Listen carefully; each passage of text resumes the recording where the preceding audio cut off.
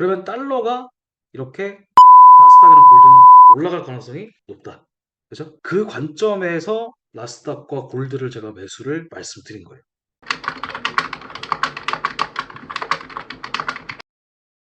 ADP 비농업 고용지표. 요게 9시 15분에 나오는데 굉장히 중요합니다. 요거. 그래서 오늘은 지표가 있기 때문에 움직임이 그렇게 크진 않을 수 있어요. 그래서 요 지표 결과에 따라서 앞으로의 나스닥이나 골드의 방향이 결정이 될 것 같아요.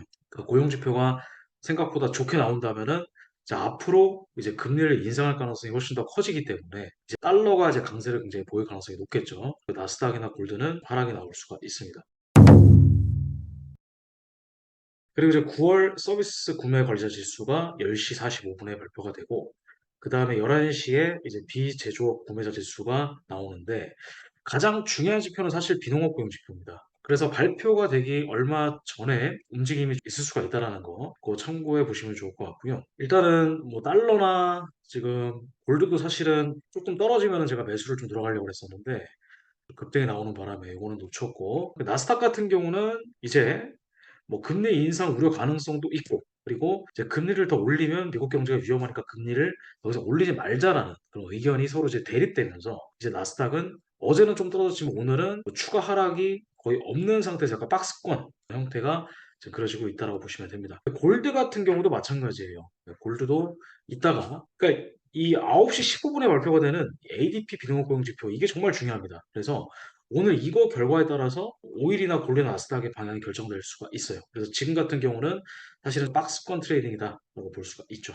일단 지금 나스닥이 제가 보기에는 올라갈 가능성이 높아요. 이 나스닥을 지금 현재 이 쿠라마기 기법을 기준으로 해서 이렇게 이동평균선이 정배열 뒤에 이런 식으로 거중몽감 형태의 패턴. 그래서 나스닥을 일단은 한 개항만 매수를 한번 진입을 해보겠습니다. 나스닥 한 개항만 진입을 해보고요. 그리고 조금 더 떨어지면, 그러니까 전저점이 제가 보기에 깨질지 안 깨질지 모르겠어요. 그러니까 전저점이 깨지게 된다면은 추가 매수. 오, 좋습니다. 진입하자마자 바로 수익이 나고 있는데, 요거 일단 200불 넘어가면은 자유익절 하시고요. 지금 진입하자마자 바로 이렇게 반응이 나오고 있죠. 너무 순식간에 일어난 일이라서. 자, 진입을 안 하신 분들은 일단은 지켜보세요. 그러니까 저랑 이제 맞춰서 들어가신 분은 상관없는데, 200불 되면은 일단은 깔끔하게 일단 입절 한번 해볼게요.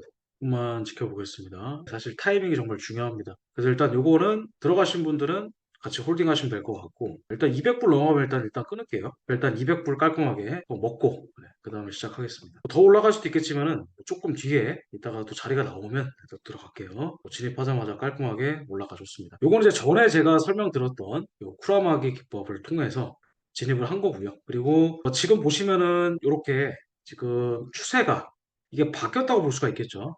지금 현재 상황에서는. 자, 보시면은 현재 이렇게 저점이 이런 식으로 근데 고점도 높아지고 있습니다. 그죠? 원래로서는 이제 저점이 높아지면서 이렇게 트라이를 하게 되면은 추세가 상승으로 갈 가능성이 높아지는데 여기 보시면 전고점 이렇게 고점이 점점 올라가고 있죠. 그리고 저점도 올라가는 추세가 이제 컨펌이 됐기 때문에 이 전고점을 돌파를 하게 되면은 이제 깔끔하게 상승 추세로 조금 바뀔 수 있지 않을까. 지금 나스닥이 올라가는 이유를 지금 이걸 보셔야 돼요. 달러가 지금 뭐 하고 있냐면 계속 하락하고 있다. 그러니까 달러가 떨어지면은 당연히 아까 제가 말씀드렸던 나스닥이나 골드가 이제 급등이 나올 가능성이 높다 그랬죠. 지금 달러가 여기 보시면은 언제부터 추세가 바뀌었냐면은 이거를 제가 간단하게 설명을 좀 드릴게요. 일단 고점 이렇게 고점이 이런 식으로 올라가고 있다. 네, 그죠? 올라가고 있고 그리고 저점도 이런 식으로 상승이 나와주고 있었다라는 거죠. 요거 보이시죠? 그러니까 요게 이제 유럽장 근처, 그러니까 유럽장이 오픈하기 직전까지 계속 저점은 조금씩 꾸물꾸물 올라가고 있었다. 그러니까 요 정도의 추세가 만약에 유지가 됐었다라는 거. 그러니까 여기서 이제 만약에 이게 추세가 깨지지 않았으면은 달러는 계속 상승 기조를 유지했을 텐데 요 시점이 4시 15분입니다. 4시 15분에 하락으로 돌파가 나왔죠. 근데 제가 어제 이제 유튜브를 하나 올려드렸어요. 유튜브 올린 거 보신 분들 계시겠지만 이렇게 원래 보통 고점이 높아진 상태에서 이 저점이 낮아진 형태, 즉 추세선을 돌파하게 되면은 이런 식으로 원래 반등이 나와줘야 됩니다. 지금 여기 직전 저점 있죠? 그러니까 직전 저점을 깨고 여기서 우리가 이제 대응이 들어가는 여기 보시면은 일단 고점이 첫 번째로 높였습니다. 고점이 처음에 높아졌고 그 다음에 저점도 이렇게 높아지고 있었습니다. 자, 그러면 이게 우리가 생각하는 상승 추세는 맞잖아요. 그러면 보통은 여기서 고점을 한번 높였기 때문에 이 저점 있죠. 이 저점을 최대한 뭐 해야 되냐면은 얘네 입장에서는 계속 상승 추세를 유지하려면 사수를 해줘야 돼요. 사수. 그러니까 이 자리가 깨지더라도 즉각적인 반등이 나와줘야 됩니다. 이렇게 이런 식으로. 그래서 계속 상승 추세를 유지해 나가면서 근데 지금 보시면은 이렇게 힘없이 뚫려 버렸죠. 우리가 이제 딱 양자택일 하시면 돼요. 여기서 만약에 즉각적인 반응이 나온다면은 달러는 계속 매수를 유지할 수 있기 때문에 이제 매수 관점으로 보는 거겠죠. 근데 여기가 돌파가 되고 나서 반등 없이 계속 떨어집니다. 보통은 이렇게 추세가 유지될 확률이 70%, 추세가 이렇게 반전될 확률이 30% 정도. 네, 이렇게 나오는데 이거 같은 경우에는 전저점을 그냥 한 번에 뚫어버렸기 때문에 그리고 돌파하자마자 바로 반응이 나온다면 수익을 낼 수가 있었는데 요거는 그냥 한 번에 반등 없이 떨어졌기 때문에 추세가 하락으로 바뀌었다라고 볼 수가 있고 그리고 고점과 고점이 계속 낮아지고 있습니다. 추세선만 돌파한다고 해서 추세가 바뀐다고 제가 설명을 드린 게 아니죠. 유튜브 어제 나온 거 보셨으면은. 그러니까 추세선만 돌파한다고 올라가는 게 아니라 추세선을 깨면은 자, 여기서 정말 즉각적인 반응이 나오려면 첫 번째, 직전 고점을 돌파해야 되고요. 그리고 두 번째는 이 바닥이 높아진 상태에서 돌파가 나오면 괜찮아요. 그 다음에 전고점을 한 번 더 틀어야 하면 이런 식으로 갑니다. 그리고 현재 시점은 어떻죠? 현재는 이렇게 추세선을 이어볼 수가 있잖아요. 근데 추세선만 깨졌습니다. 저점이 낮아진 상태로 추세선만 깼어요. 그리고 직전 고점을 돌파하지도 못했습니다. 그럼 제가 어제 분명히 말씀드린 게 이런 타이밍이 나온다면은 대부분 매수를 들어갈 것이지만 매수가 아니라 우리가 무슨 관점으로 봐야 된다? 매도 관점으로 봐야 된다는 거예요. 그리고 이 골드 같은 경우도 그쵸? 예, 달러가 오르면 나스닥은 보통 하락하는 경우가 많습니다. 물론 이제 무조건 그런 건 아닙니다. 그러니까 상대적인 거지만 지금 현재 금리 인상 기조를 계속 유지하고 있는 현재의 상황에서는 달러가 떨어지게 되면은 나스닥이 오르고 달러가 올라가게 되면 나스닥은 보통은 떨어집니다. 자, 그리고 골드 같은 경우도 보시면은 여기 지금 계속 하락 추세를 유지하다가 이렇게 고점이 한번 높아졌습니다. 근데 고점이 높아진다고 추세가 바뀌는 게 아닙니다. 그죠? 여기도 아까 나왔던 패턴이랑 똑같아요. 자, 여기 보시면은 계속 지금 뭐 하고 있죠? 저점을 낮춰가면서 떨어지고 있잖아요. 그죠? 그 다음에 여기도 마찬가지로 고점을 낮춰가면서 떨어지고 있습니다.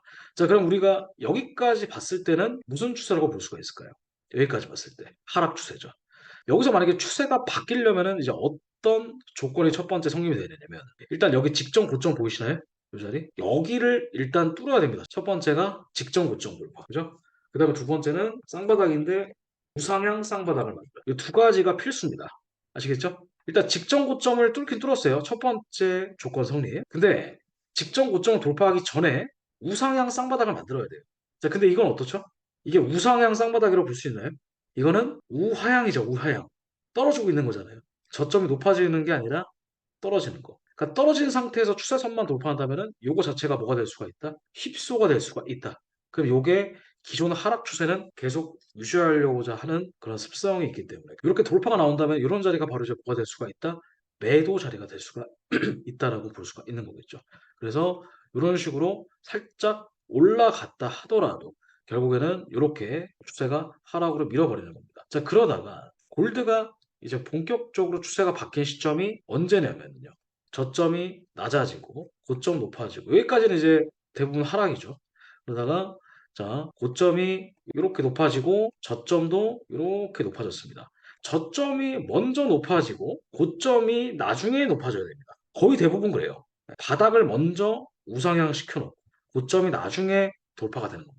여기서부터 상승 추세가 시작이 된다라고 볼 수가 있는 거겠죠. 자, 근데 여기도 마찬가지입니다. 이렇게 살짝 돌파했어요. 자, 거의 대부분 초보자분들은 여기서 또 이제 헤드앤숄더 패턴이 나온 것 같으니까 추세가 반전됐나? 여기서 이제 뭘 들어간다? 매도 포지션을 들어간다라는 겁니다. 근데 우리는 이 스마트한 게임이잖아요. 그죠? 여러분들은. 이런 데서 매도를 들어간다기보다 오히려 역으로 저점 매수의 기회가 될 수가 있다. 그래서 이런 식으로 추세가 바닥을 찍으면서 올라가는 거를 잡을 수가 있습니다. 이 매매가 사실 그렇게 어렵지가 않아요.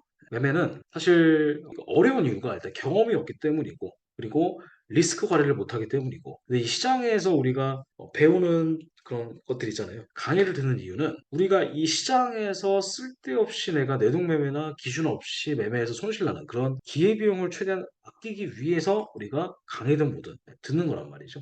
그래서 이 혼자 이제 터득하시는 것도 물론 중요하고 충분히 가능하겠지만은 누구의 도움 없이 혼자 이걸 터득하시기에는 굉장히 많은 시간과 굉장히 많은 돈이 들어갈 수가 있다는 겁니다. 저 같은 경우는 이제 매매 지금 처음 시작한 지 지금까지 12년 정도가 횟수가 됐고, 이제 현투사 같은 경우에도 이제 설립한 지가 거의 대부분 10년 정도가 됐기 때문에 해외 선물에서 정통 전문가들이에요, 저희는. 그러다 보니까 저희가 지도하는 그런 가이드라인대로 따라오시면 저희가 수익을 낼 수 있게 도와드리는 거죠. 혼자 매매하는 거 어렵고요.